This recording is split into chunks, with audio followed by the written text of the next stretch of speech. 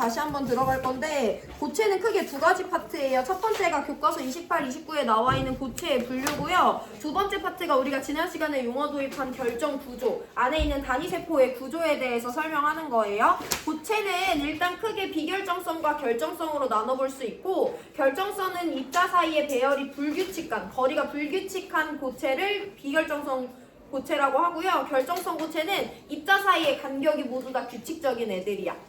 항상 내가 말하지만 고체는 그들 사이의 상호작용을 최대화하는 효율적인 패킹 구조를 추구하긴 하는데요. 비결정성 구조는 입자와 입자 사이의 거리가 다른 거야. 불규칙한 거야. 그러니까 똑같은 고체, 만약에 나트륨의 비결정성 고체라고 한다면 나트륨과 나트륨 입자 사이의 거리가 가까운 부분도 있고 먼 부분도 있는 게 비결정성 고체예요. 근데 입자 사이의 거리가 가까우면 가까울수록 상호작용을 어떻게 하고?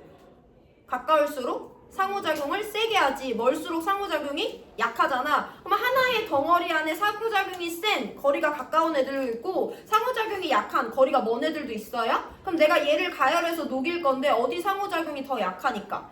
먼 데가 더 약하니까 얘가 먼저 끊어지면서 녹고 그 다음에 더 가열해 얘가 끊어지면서 녹잖아. 그래서 비결정성 고체는 입자 사이의 배열이 불규칙해요. 그래서 녹는 점이 일정하지 않아요. 똑같은 엿 덩어리라고 하더라도 가열하면 이쪽 부분이 더 먼저 녹고 이쪽 부분이 나중에 녹기도 한다는 거야. 녹는 점이 일정하지 않아요.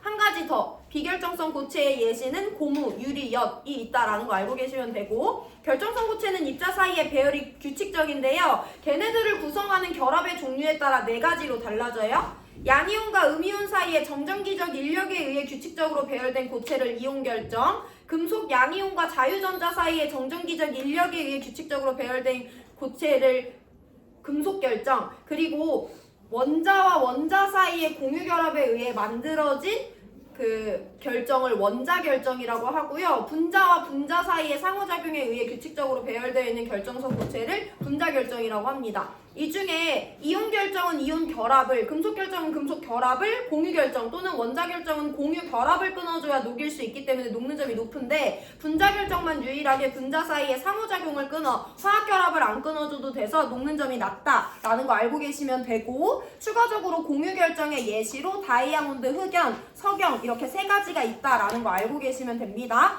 자, 오늘 교과서 30페이지 결정 구조 들어갈 건데, 그래서 결국엔 우리는 결정성 고체가 어떻게 규칙적으로 배열되어 있느냐를 따질 거고요. 우리가 이번 시간에 배우는 결정 구조의 큰 맥은 여기 교과서에 있는 그림으로 설명이 돼요.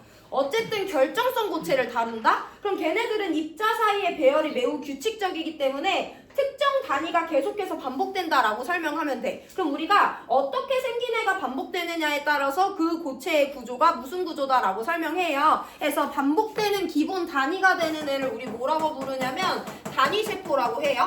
근데 우리가 화투에서 배우는 단위세포는 모두 다 정육면체만 다룬다라고 기억하시면 되고요. 그 정육면체의 큐브 안에 입자들이 어떻게 배열됐냐에 따라 단위세포를 세 가지로 나눠봐요. 자, 그럼 이 세 가지 단위세포에 대해서 우리가 각각 세 가지 특징을 알고 있으면 되는데, 일단 첫 번째, 내가 칠판에다가 단위세포를 한번 그려볼 건데, 정육면체 큐브예요. 이 안에 입자가 어떻게 배열되어 있는지를 설명하시면 되는데,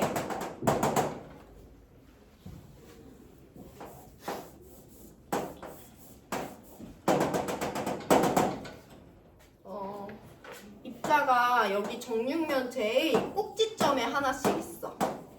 어떤 애는 입자가 정육면체의 꼭지점에 하나씩 있는데 각각 6개의 면의 중심에도 하나씩 있어.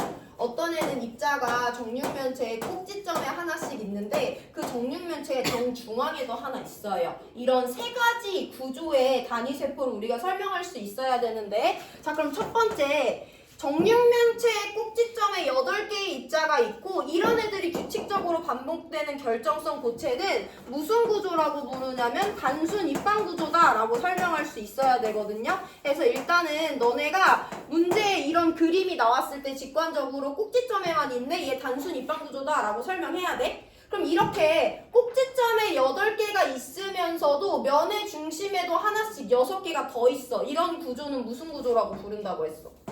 지난 시간에 꼭지점에 하나씩 있고 면의 중심에도 하나씩 있는 구조를 면심 입방 구조다라고 부를 수 있어야 되는 거예요. 오늘 용어 도입 다시 하니까 이렇게 정육면체의 꼭지점에 하나씩 있는데 정육면체의 정중앙에 한 가지가 더 있어. 이런 구조를 뭐라고 부르냐면 채심 입방 구조라고 부른다라고 설명하실 수 있으면 돼요.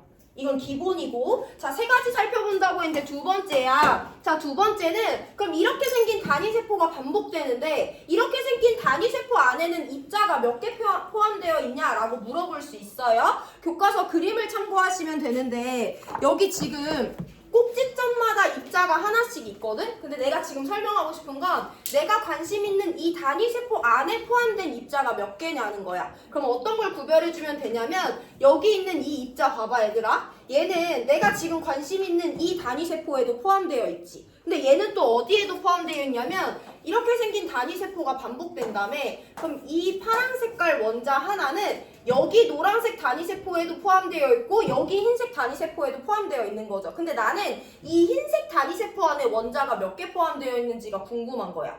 그럼 이 파란색이 또 어디 포함되어 있는지 보면 얘보다 앞에 똑같이 생긴 정육면체가 하나 더 반복될 건데 얘는 여기에도 걸쳐 있고요. 이 앞에도 걸쳐 있는 거예요. 또 어디도 걸쳐 있냐면 이 오른쪽 위에도 하나 걸쳐 있고 이 왼쪽 위에도 하나 걸쳐 있고 앞에도 하나 걸쳐 있고 여기 앞에도 걸쳐 있는 거야. 해서 내가 기하학적으로 봤을 때 이 원자는 내가 관심 있는 이 단위세포뿐만 아니라 얘를 둘러싸고 있는 위에 4개, 아래 4개 해서 총 8개의 단위세포의 딱 정중앙에 위치해 있는 거고 내가 구조를 보기 위해서 이 단위세포 하나를 자른 거잖아. 그러니까 내가 지금 설명하고 싶은 건 뭐냐면 내가 관심 있는 이 흰색깔 단위세포 안에 저 파란 색깔 원자는 하나가 모두 다 포함되어 있는 게 아니고요.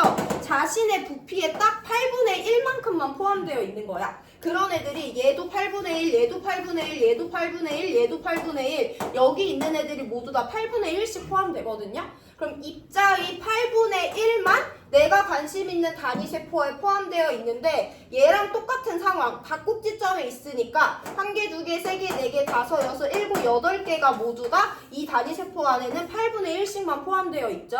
그래서 R자로 봤을 때 이 흰색깔 단위세포 안에 파란색깔 원자는 딱 1개 포함되어 있다라고 설명하실 수 있어야 돼요.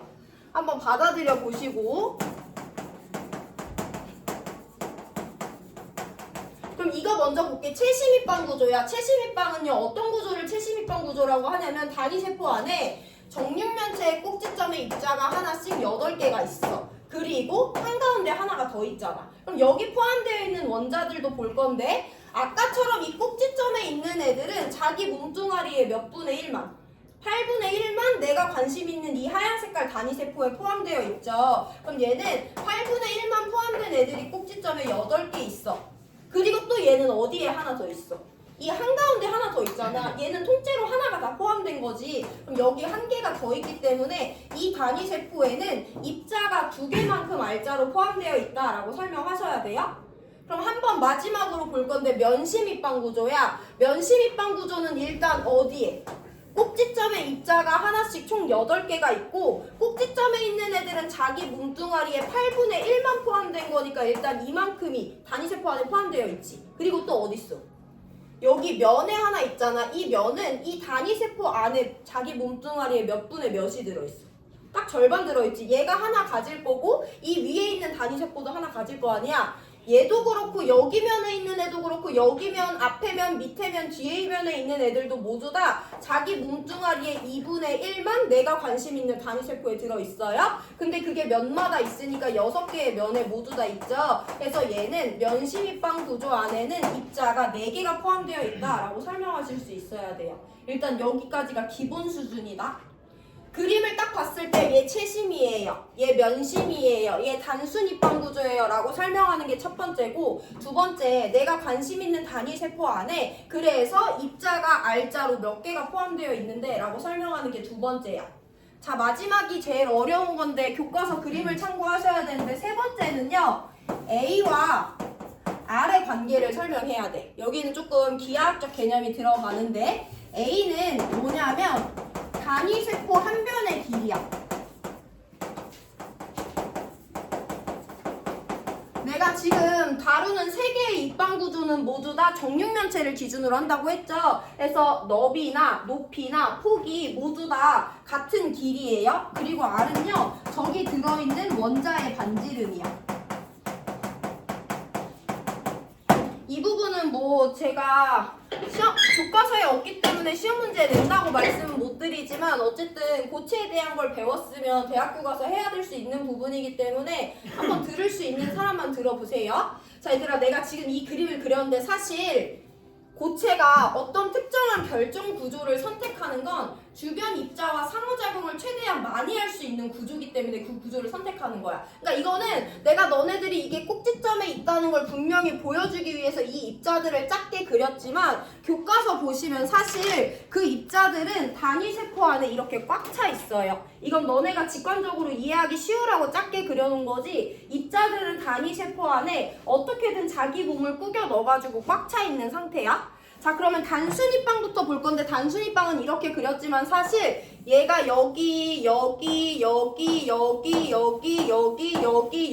다 꽉 차 있다는 거야? 그럼 이때 어떨 때가 진짜 알짜로 꽉 차 있냐면 이 원자의 반지름이랑 이 원자의 반지름이 여기 한 변의 길이랑 똑같을 때 모든 입자들은 따다다다닥 붙어 있을 수 있겠죠. 그래서 단순입방 구조에는 두 개의 반지름이 한 변의 길이가 된다라는 관계를 설명할 수 있어. 아니면 A에 대해서 설명하면 A는 2분의 1R과 같다라고 설명하실 수 있으면 됩니다.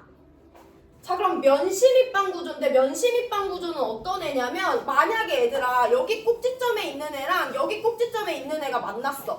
여기 꼭지점에 있는 애랑 여기 꼭지점에 있는 애가 만났어. 그러면 이 가운데 입자가 들어갈 자리가 있어 없어? 없잖아. 해서 면심입방 구조는 단순입방 구조랑은 조금 거리와의 관계가 달라요. 그래서 면심입방 구조는 면의 한 중심에 입자가 들어가야 되기 때문에 어떤 구조가 나와야 되냐면 여기 들어가 있는 입자랑 꼭지점에 있는 입자랑 꼭지점에 있는 입자가 이 하나의 사각형을 사이좋게 나눠 먹어야 돼. 그럼 여기는 어떤 관계가 가장 맥시멈이냐면 이 정사각형의 대각선이 얘의 반지름, 얘의 반지름, 얘 반지름, 얘 반지름일 때가 모든 입자가 꽉 차 있는 거죠. 그럼 여기서는 이 대각선의 길이 하나가 반지름 4개랑 똑같은 거야. 너는 이 대각선 길이 A 이용해서 표현할 수 있지. 정사각형이니까 1대 1대 루트 2잖아요. 그래서 여기서는 루트 2, 4개의 반지름이 루트 2A와 같다라는 관계식을 설명하시거나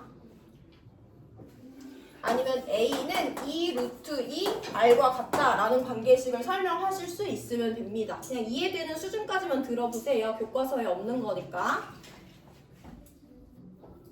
입자들이 하나의 단위세포 안에 꽉 차 있다고 할 때 단순입방은 꼭지점에 있는 애들이 변의 중심에서 만날도록 꽉 차 있는 것이 가장 많은 효율로 패킹이 된 건데 면심은 그럴 수 없어. 면의 중심에도 입자가 하나 껴들어가야 되기 때문에 얘를 기준으로 모든 애들이 꼭지점에 딱 저스트하게 들어맞는 구조를 따지려면 이 정사각형의 대각선이 4개의 반지름일 때다라는 거예요. 자, 그럼 마지막 채심입방입니다. 채심도 단순이랑 다를 수밖에 없지. 가운데 하나가 들어가야 되니까 얘랑 꼭지점 뒤에 위에 있는 애랑 꼭지점 앞에 아래 있는 애, 이 원 3개가 딱 저스트하게 맞을 때가 패킹률이 가장 높아요.